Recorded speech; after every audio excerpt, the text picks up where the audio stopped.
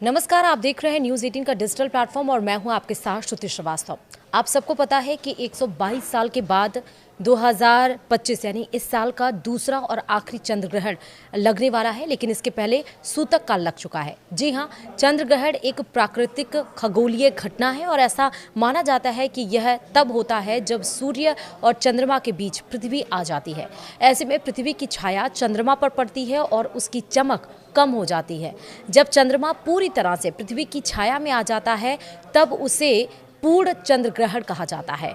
हिंदू धर्म में चंद्र ग्रहण को अशुभ काल बताया गया है और इस दौरान कई नियमों और परंपराओं का पालन करना आवश्यक माना जाता है।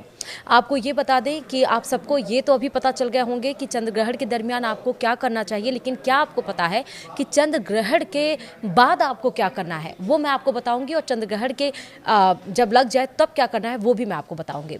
आपको बता दें कि इस साल का ये दूसरा और अंतिम चंद्र ग्रहण 7 सितंबर 2025 को लगने वाला है, जो भारत में भी साफ साफ दिखाई देगा।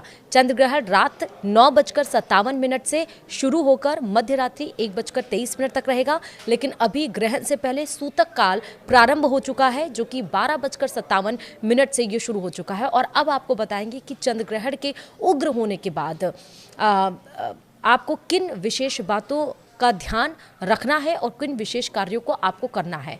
इससे आपको बताते चलें कि अगर आप वो विशेष कार्य कर लेंगे तो सुख समृद्धि के साथ ही विशेष फल की भी आपको प्राप्ति होगी। दरअसल चंद्र ग्रहण के दौरान भगवान ग्रहों के प्रभाव से घिरे होते हैं। ऐसे में भजन कीर्तन आपको करना चाहिए। चंद्र ग्रहण खत्म होने के बाद स्नान जरूर करना चाहिए। घर में गंगा जल जरूर छिड़कना चाहिए और घर में जो भी सामान आपके फ्रिज में या आपके किचन में रखा हो, जो बाई चांस बच गया है, आप उसका उपयोग नहीं कर पाए हैं, चाहिए तो उसको गाय को खिला दीजिए। अगर नहीं भी खिलाना है और फ्रिज में कोई सामान जैसे दूध या कुछ ऐसे जैसे छोटे बच्चे हैं तो उसमें सूतक यानी ग्रहण शुरू होने से पहले आपको उसमें तुलसी का पत्ता ज़रूर डाल देना है, ताकि उसके अंदर कोई नकारात्मक एनर्जी ना असर कर पाए। तत्पश्चात भगवान का विशेष पूजन अर्चन भी आपको करना चाहिए। चंद्र ग्रहण देर रात्रि में खत्म हो रहा है तो घर के मंदिर या पूजा गृह में भगवान की आराधना ज़रूर करनी चाहिए। चंद्र ग्रहण खत्म होने के बाद अगर संभव हो तो दान इत्यादि भी करना चाहिए। दान करने से भगवान अति ज़्यादा प्रसन्न होते हैं और मनोवांछित फल भी प्रदान करते हैं। वस्त्र, अनाज और आभूषण आदि दान करने पर अलग अलग तरह के आपको फल प्राप्त होते हैं। अगर आपकी कुंडली में चंद्र दोष है तो चांदी के आभूषण या सिक्के आप दान कर सकते हैं। ऐसा करने से आपका चंद्र ग्रह मजबूत होता है। मानसिक तनाव के साथ ही आपको ऐश्वर्य की भी प्राप्ति होती है। सामर्थ्य अनुसार अन्य आभूषणों को भी आप दान कर सकते हैं।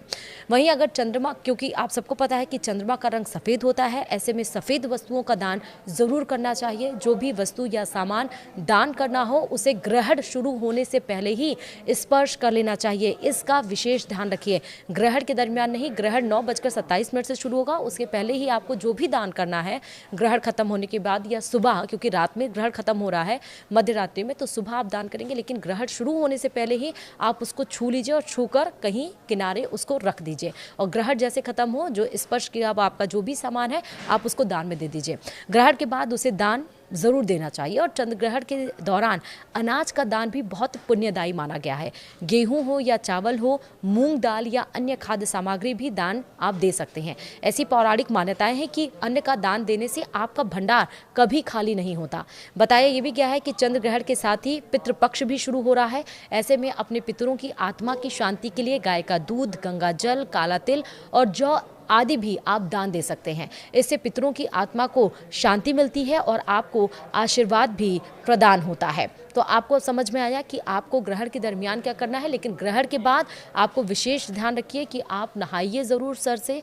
और दूसरी बात ये कि आप घर में गंगा जल ज़रूर छिड़किए और जो भी खाने पीने के सामान है उसमें तुलसी का पत्ता ज़रूर डाल दीजिए। लेकिन तुलसी जी आप ग्रहण को शुरू होने से पहले ही तोड़ कर रख लीजिए। उसको धुल के आप सूतक काल में ही आप सारे सामानों में डाल दीजिए। इन बातों का विशेष ध्यान रखेंगे तो आपके घर पे भी कोई नकारात्मक जो एनर्जी है वो इफ़ेक्ट यानी कि प्रभाव नहीं डालेगी।